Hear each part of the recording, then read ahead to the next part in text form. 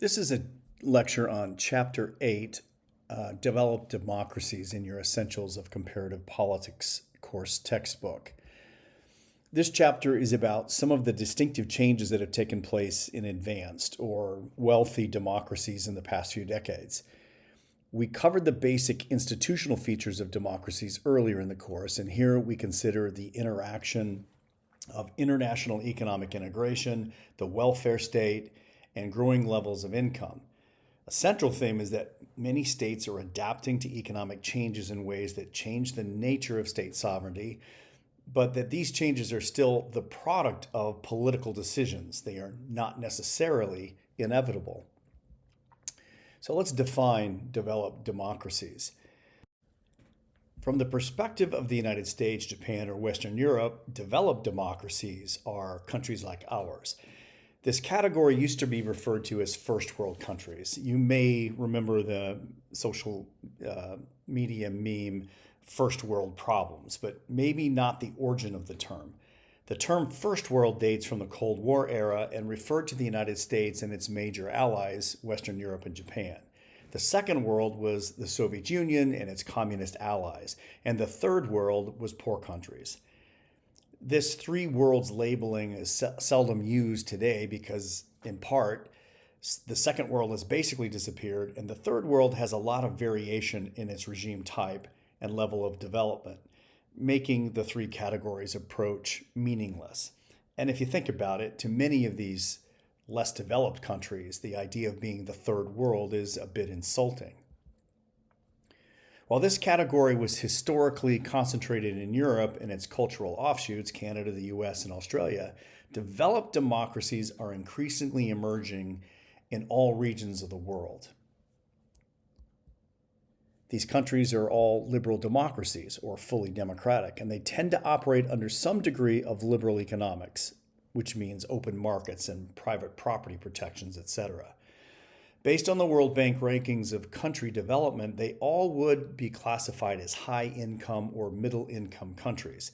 They also tend to have high levels of human development.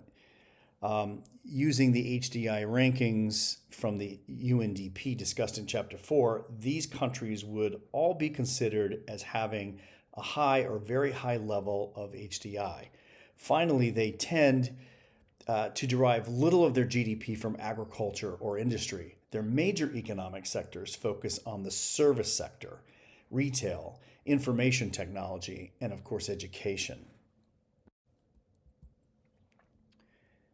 In this table, the data is derived from Table 8.2 in your textbook.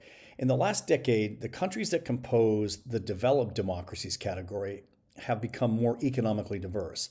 However, despite this diversity, these countries have more in common with each other than with their neighbors. Post-communist Poland now has more in common with Germany or France than it does with post-communist Ukraine or Russia. And South Korea is politically and economically more similar to Japan and the United States than it is to its neighbor China. Generally, developing countries are nice places to live, so to speak. They have healthy populations, excellent health care, education, and so on. At some point, though, income alone doesn't really capture what we are interested in. This is just another table that visualizes the data from a graph that visualizes the data from Table 8.2. And again, here's some additional graphing of that same data. As can be seen, regardless of GDP size, developed democracies have economies dominated by their service sector, while other countries have larger agricultural and or industrial sectors. So let's take a look at freedom and equality in developed democracies. Generally, we want to balance freedom and equality. Developed democracies reconcile freedom and equality quite differently. It often relates to their political economic systems. So liberal systems emphasize freedom, social democratic systems emphasize more equality. The mercantilist system focuses on development rather than freedom or equality, and we'll talk about that more later. All developed democracies are institutionalized liberal democracies. They all share a belief in participation, competition, and liberty. However, they differ significantly in how they define and practice these broader ideas. If we think of liberties as things the government cannot infringe on and rights as things the government should provide, then developed democracies also differ significantly in these features. Countries can be more restrictive or open regarding abortion, prostitution, drugs, or hate speech. Germany, for instance, bans the use and dissemination of Nazi symbols, whereas in the United States, they are protected as freedom of speech. Considering rights, some societies consider privacy and healthcare to be rights, while others don't. Constitutional courts play an important role in protecting freedom and liberty, especially when it comes to their power of constitutional review. They can be an important check when the legislature passes laws that violate the Constitution and infringe on civil rights or liberties. When it comes to constitutional courts, some societies allow their courts to take an active role in protecting rights, while others prescribe a more limited role for their courts. Regarding participation, some countries, such as Switzerland, have very open referendum and initiative policies, allowing citizens to easily shape national politics by all of them participating in referendum to decide a particular law. In others, such as the US and Germany, referendums and initiatives are carried out only at the local or state level, and in still others, such as Japan, referendums are not even allowed at all. The ease and difficulty of voting, which we consider participation, differs between countries as well, with significant impacts on the country's voter turnout. Some countries, such as France, automatically register all voters when they reach the voting age, while others, such as the United States, require voters to register. Some countries vote on weekends or national holidays, and others vote during the week. Some countries, such as Australia and Brazil, make voting compulsory, fining those who do not come to the polls, while others, such as the US and the United Kingdom, do not. As for political competition and deciding who is in power, electoral systems range from proportional representation, as we discussed, to plurality, to mixed systems. Rules about campaign fundraising, spending, and reporting vary significantly from country to country. And developed democracies also differ in regard to the power of their executive. While parliamentary systems dominate developed democracies, some presidential systems, including the US, Chile, and Mexico, and semi-presidential systems such as France and South Korea, do exist. In some, I think developed democracies are very politically diverse. Again, your book gives you these in-focuses, and the in-focus boxes in your text summarize the arguments that were presented on the previous slides. So take a look at those as you study. All developed democracies practice capitalism, protecting private property and free markets. This approach has generated a great deal of economic prosperity in these countries. A significant difference between developed democracies involves their degree of economic equality or inequality, and what role that the state should play in addressing these inequalities. Social democratic countries such as Germany or Sweden have high taxation to help pay for a larger welfare state, while countries such as the United States, traditionally liberal, or Japan, which has been more mercantilist, pay for a much smaller welfare state in comparison. Developed democracies also differ significantly in public goods provisions. Some provide free healthcare or college education to their citizens, others do not. Finally, developed democracies vary in the economic protections they provide to their citizens. Some have extensive employment protections and unemployment programs in place, the social safety net we would call it, while others do not. Table 8.3 helps compare how these countries vary in their inequality, or what we call the Gini index, and taxation policies. The Gini index is a coefficient. It's also known as the index or ratio. It's a measure of statistical dispersion intended to represent the income inequality, the wealth inequality, or the consumption inequality within a nation or a social group. Let's look now at contemporary challenges for developed democracies. The institutions that developed democracies share are part of what makes these countries modern.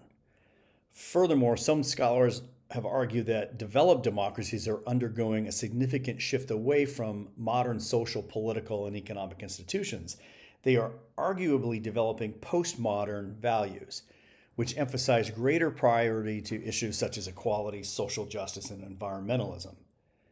However, recent economic crises, anti-immigration fears, and economic scarcity issues are seeing a resurgence of modern values in political debates.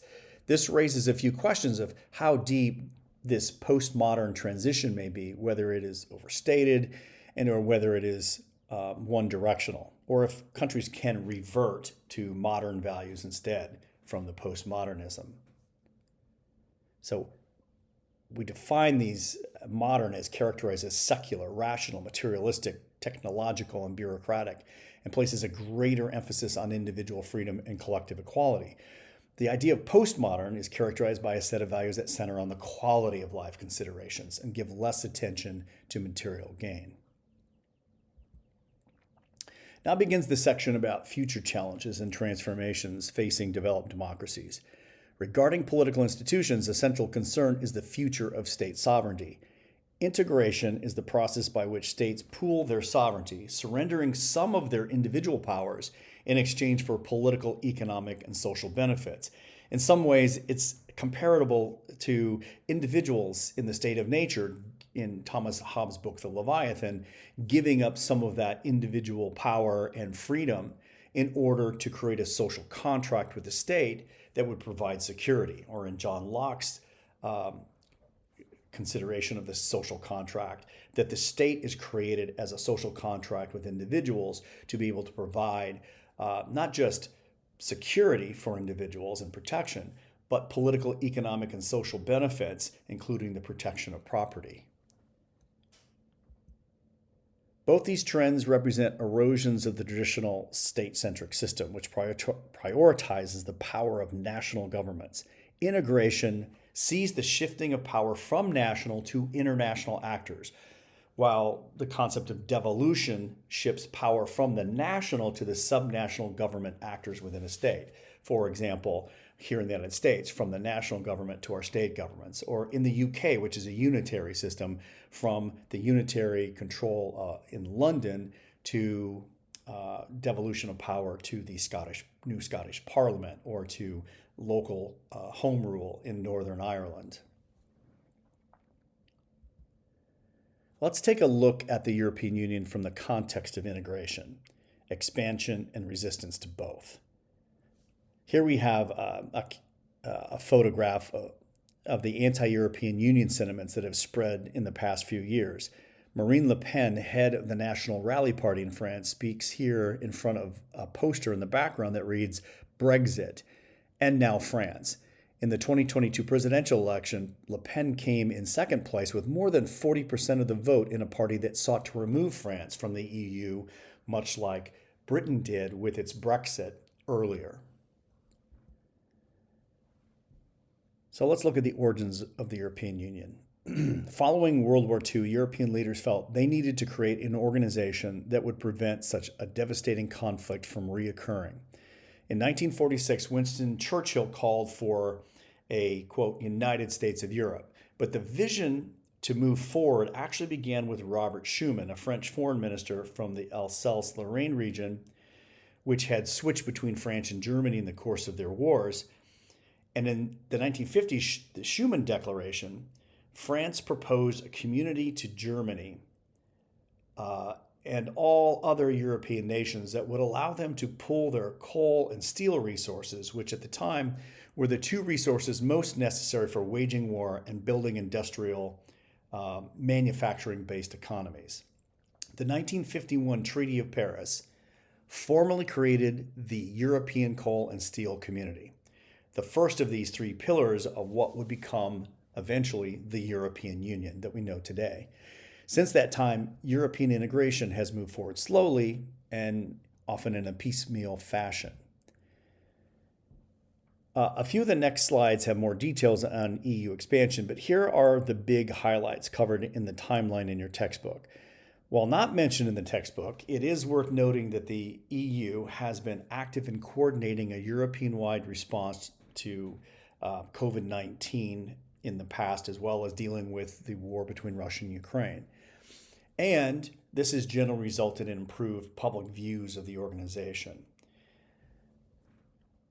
And the European Union has been active in the war in Ukraine. While NATO has been the focus of military activity, the EU has coordinated sanctions against Russia, including programs designed to reduce EU-wide dependence on Russian energy resources.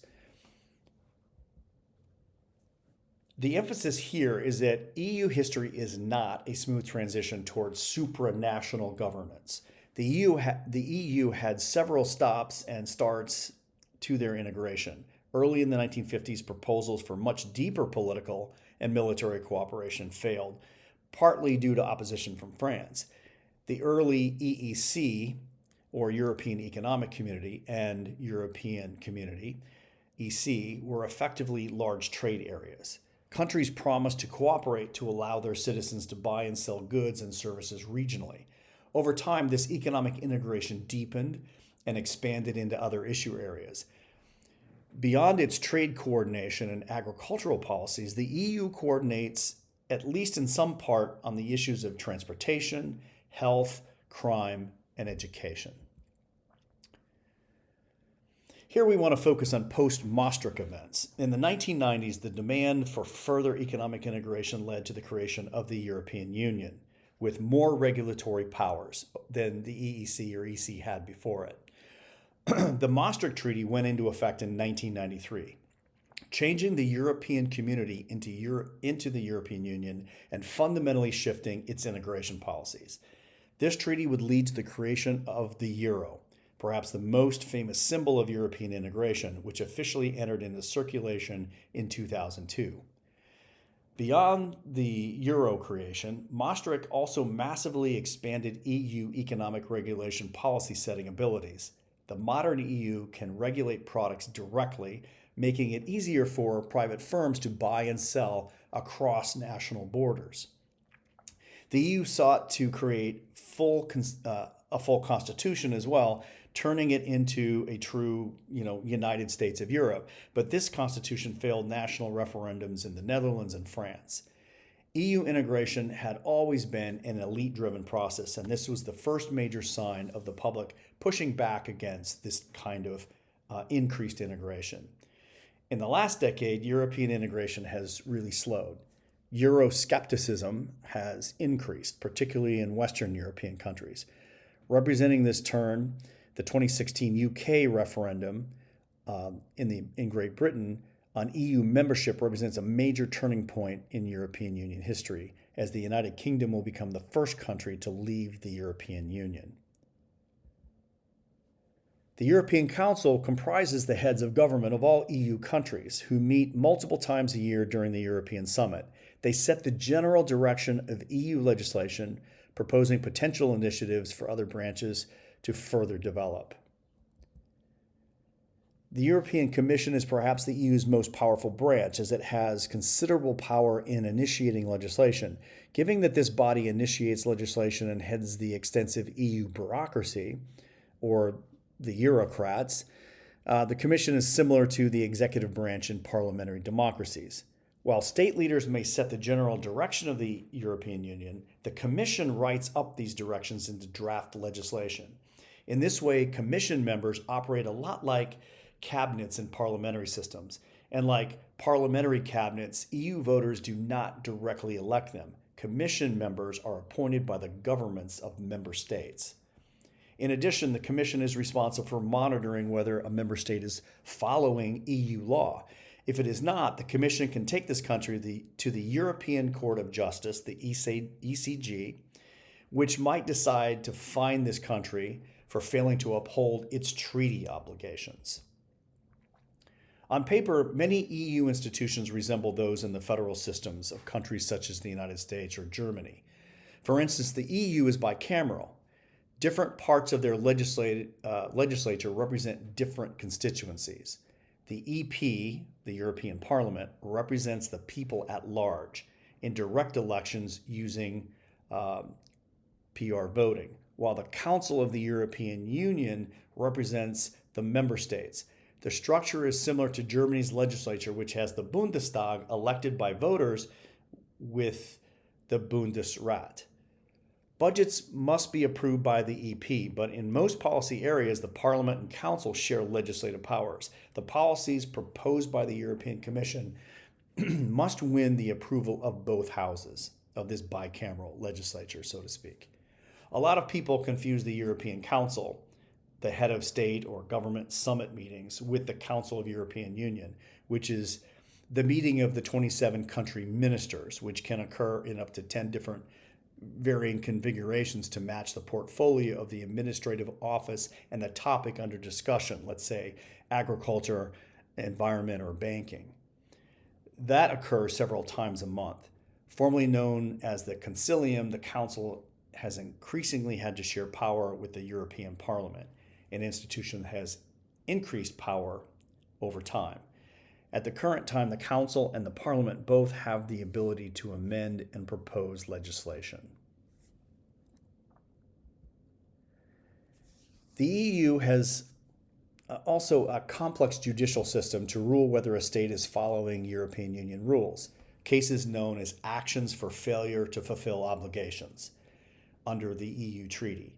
The two major courts are a general court, which can rule on actions for annulment brought by individuals, companies, and in some cases, EU government, and the European Court of Justice, or the ECJ, which acts as a final decision maker when disputes arise between member states. The ECJ is comprised of one judicial representative from each member state, plus 11 advocates general who serve the court from each state, and is led by a president. As the highest court in the Court of Justice of the European Union, the ECJ can review cases from national courts and works with the Commission to establish guidelines on fines, expected reforms, when an EU member is found to be not following EU law. The ECJ is helped at the international level by two lower courts, the Court of First Instance, which hears cases brought by European Union citizens and interest groups, and the Civil Service Tribunal, which hears cases from European Union civil servants.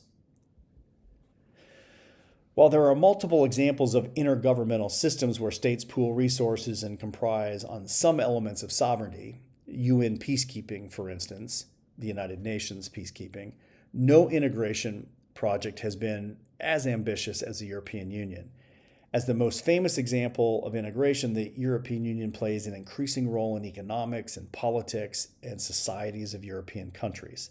The management of the common European currency, the euro, is an example of governance at the supranational level. Comparing the balance of power between states and international actors in a typical intergovernmental system like the United Nations, member states rule, and the international organization is subservient to that rule from the states. In the European Union, the balance of power is more equal, and in some areas, member states are expected to conform to the decisions of the international actor. The EU, as of 2020, links 27 countries and over 500 million people with a collective economy representing over a quarter of the world's GDP. More than a free trade zone, countries agree on the same tariff and trade policies. It is a full common market. So it's very different than the North American trade agreement between Canada, the United States, and Mexico, where we agree on the same tariffs and trade policies. But the European Union is a full common market with shared policies on everything ranging from trade, environmental regulations, and banking laws. A way to look at it is the United States has a hub and spoke approach with Canada and Mexico. Canada can have a different tariff rate with Mexico on a certain good that it has with the United States. For example, tires. Tires could be sold to the could be purchased from the United States at a 10% tariff, but from Mexico at a 15% tariff. Within the European Union, the tires would sell and cross borders without tariffs, a little more like the United States, where our various 50 states must have a free trade agreement for the movement of goods and services across their borders. It's a common market. You might be interested in learning, as well as college students, that one area of shared economics applies to college tuition. Per the European Union Agreement, if you are a European Union citizen accepted to a university anywhere in the EU, you pay the exact same tuition as a citizen of that country. Considering that colleges in the US charge different tuitions for out-of-state students, this is a level of economic integration not even seen between US states in most cases. Turning to some of the ongoing criticisms and challenges of the European Union, this, what we call Euroscepticism, has increased in recent years, triggered by a few major issues. The EU has largely been an elite-driven process, giving rise to an organization that is predominantly led by officials appointed by governments rather than directly elected by the citizens of member countries. As the European Union's power has grown, this has created fears of a lack of transparency and accountability in the organization by everyday citizens in the European Union. Beginning in 1999, several EU members joined a joint monetary union using the euro as a common currency. In measuring whether the monetary union was a success, the evidence is somewhat mixed. The euro did become a reserve currency. It is the second most commonly held currency next to the US dollar around the world, which has afforded the organization some economic influence.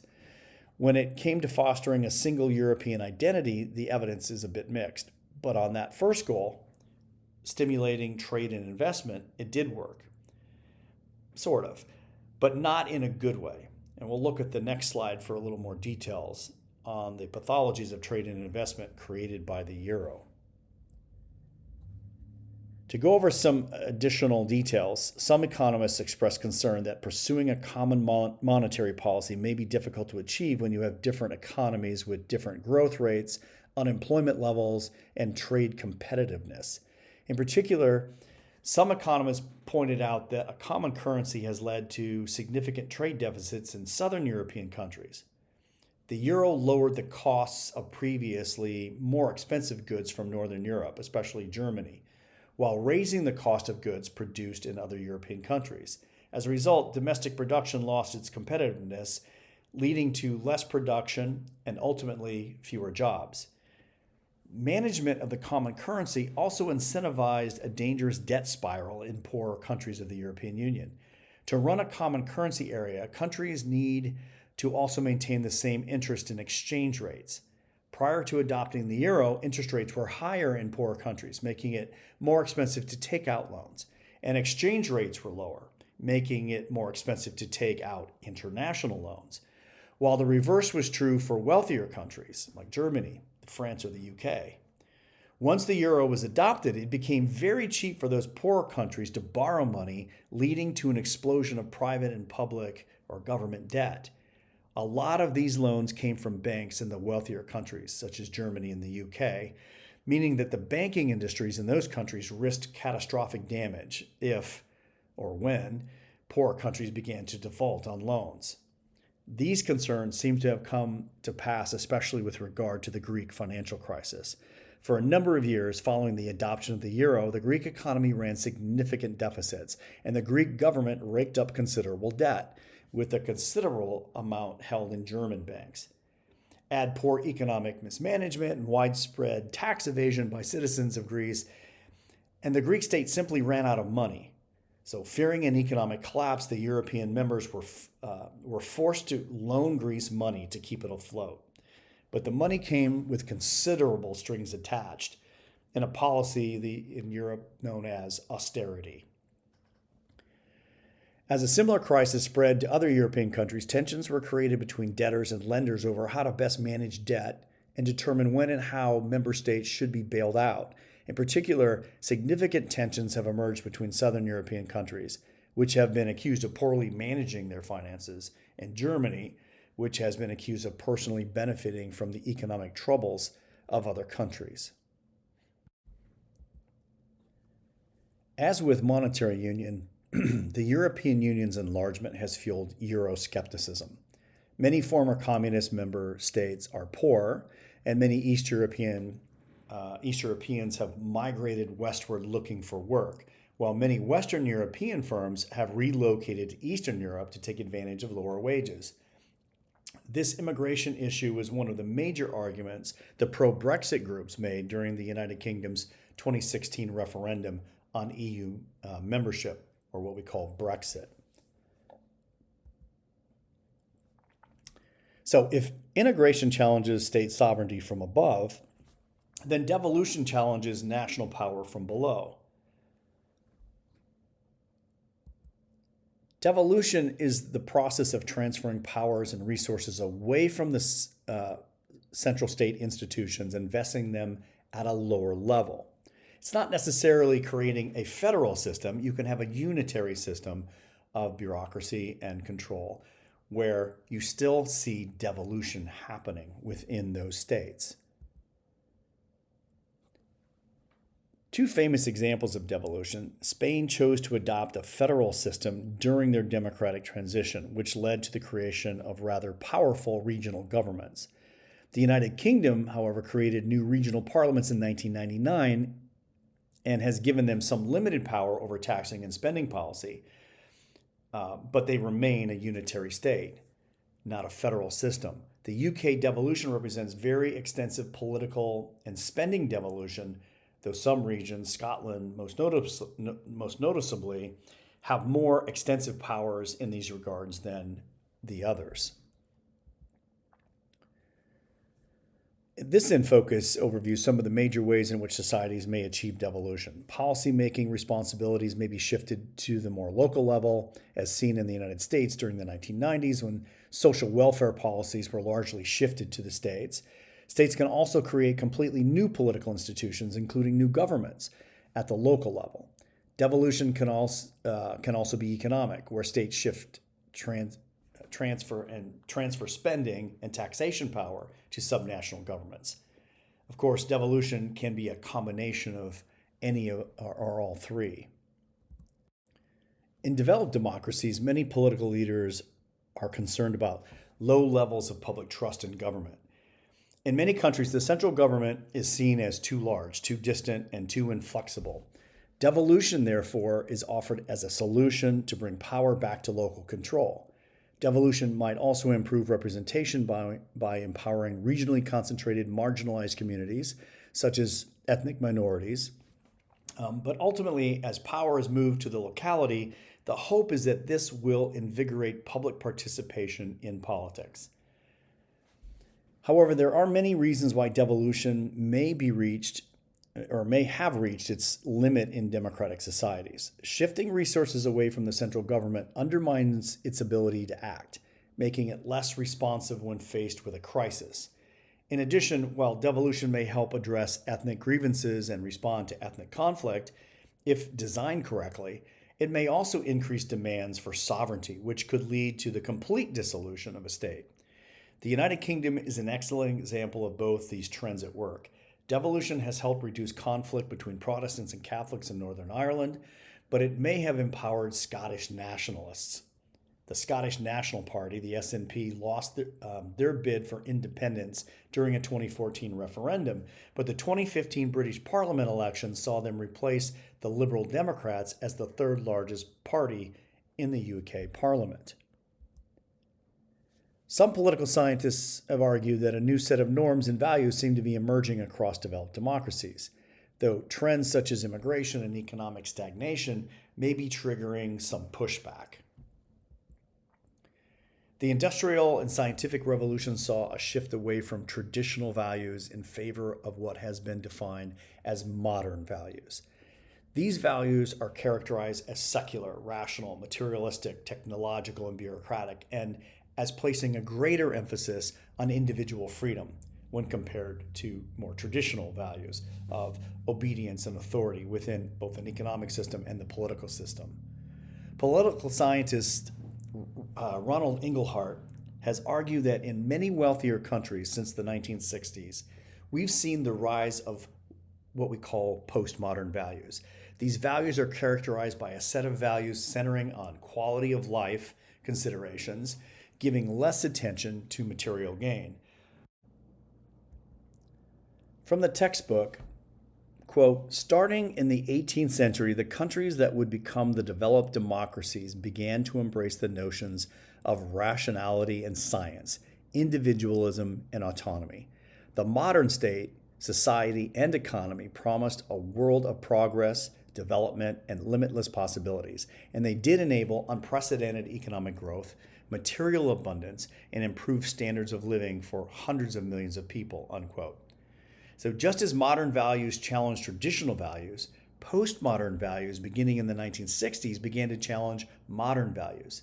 Concerns for the environment or group rights emerged as part of quality of life concerns, as did criticisms of modern assumptions. For instance, science and technology, though creating great benefits, could also present potential risks and uncertainty. Fears over nuclear power, pollution, chemical contamination, etc., raised concerns that not all progress was actually good for people. Some scholars used to think that all developed democracies would converge on a similar set of values. Most recent work has noted that as the camp of developed democracy expands, we can see how more traditional cultures continue to impact their long-term adoption of values. In addition, people may turn to more traditional values if economic development stagnates or if development spreads unequally. As discussed in the Institutions and Action section of this chapter, many developed democracies have seen an increasing number of citizens identify with conspiracy theory beliefs, which also has significant and dangerous impacts on modern politics, including an increased risk of political violence. Two examples of this would be the attack on the U.S. Capitol after the 2020 election, as well as the United Kingdom voting to remove itself from the European Union in their Brexit vote, spurred in many ways by social media. And the spreading of conspiracy theories. So what explains the rise of conspiracy theories in developed democracies? In many cases, you can see that it's related to antisocial personality traits, but that doesn't really explain why it's increasing. Declining trust in political institutions, of course, makes sense. This is a very broad problem, and one that in fact includes those who do not even embrace conspiracy theories, but they do have declining trust in political institutions. And of course, growing social, economic, and political uncertainty make people feel less secure. So in the face of insecurity, people frequently turn to conspiracy theories because of these beliefs. One, it helps them make sense of an uncertain world. Two, it provides a sense of community and belonging with those who also embrace discussions about conspiracy. And three, it provides a sense of agency. So in many ways, conspiracy beliefs share similar pathological benefits as traditional religion. The 21st century has seen a wave of immigration unprecedented in the histories of most developed democracies. Foreign-born populations comprise a much higher proportion of these states' populations than seen 50 or 60 years ago even. To look at the statistics in your book, in 1960, around 4% of the population of the United States was foreign-born. Today, that number is 14%. In Canada, the figure is 22%, while in Australia, 30% of the population is foreign-born. In many larger countries of the European Union, for example, Germany, Spain, and France, over 10% of the population was born in another country. This rapid increase in immigration is changing the ethnic, religious, and racial composition of these countries. For example, forecasters have concluded that by 2030, whites of European origin will comprise half of the United States population, down from 90% in 1960, and just over 40% by 2060. Finally, while discussing migration origins, noticeably absent on this list is Japan, who has decided to restrict immigration. However, this has come at a cost. Japan has the fastest graying or aging population among developed democracies, and this aging population is creating burdens for state expenditures and market competitiveness, and of course, replacement workers for the future. Diversity is reshaping many developed countries in a number of ways. As immigration has increased, some members of existing populations have exhibited more xenophobia or fear of foreigners. This trend seems highest in those often in labor market competition with migrant populations. Further, the combination of increased immigration with periods of economic stagnation or decline may lead xenophobia, nationalism, and illiberal values to become stronger, and may push postmodern values to the side. Questions of national identity and cultural inclusion are increasingly coming under debate, particularly whether societies should embrace multiculturalism or expect new migrant groups to assimilate and adopt their new culture. Even countries that have a history of multiculturalism and immigration, like the United States, Canada, and Australia, for example, they still have struggled with the issue. However, this debate has been especially heated in Europe, a region that has historically seen more migration out than coming in. Finally, large migration waves reshape the culture of their new countries. Given that developed democracies are receiving migrants from different regions and with different cultural values, this may shift their cultures further apart over time. This cultural divergence, in turn, may lead the quote-unquote Western world to diverge in terms of culture and or adherence to secular postmodern values. So let's look at economic institutions. In the last few decades, developed democracies have transitioned from economies based primarily on industry and manufacturing to post-industrial economies. As highlighted earlier in the slideshow, most people in these states are employed and most of the money is being made in the service sector, which focuses on intangible goods.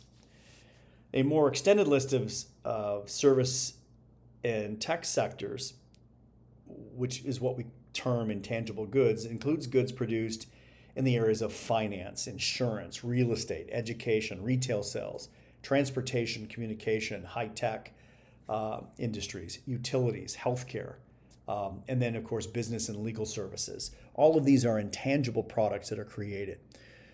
And as a result of this sector shift and rising globalization, employees in developed democracies are expected to have higher levels of education than in the past.